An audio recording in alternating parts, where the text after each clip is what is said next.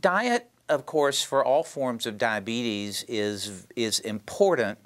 For individuals with type 1 diabetes, we largely focus on carbohydrates. That's just a big word for sugars.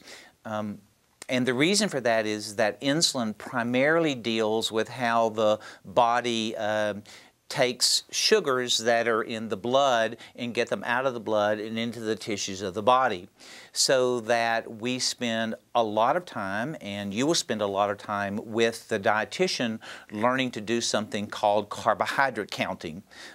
You may have noticed on the food label of a packaged product that it will tell you how many carbohydrates, how many grams of fat, how many grams of protein, and we just teach families how to carbohydrate count because we actually use a ratio, so like a ratio of 1 unit of insulin per 10 grams of carbohydrate, or 2 units of insulin per 20 grams, or 3 units per 30 grams of carbohydrate.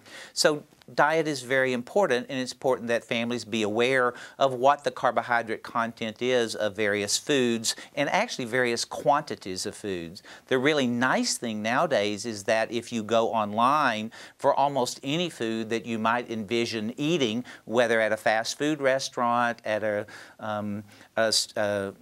at home, or any commercially produced food from the grocery store, you can look up almost any food known to God and man that your child might like and figure out what the carbohydrate content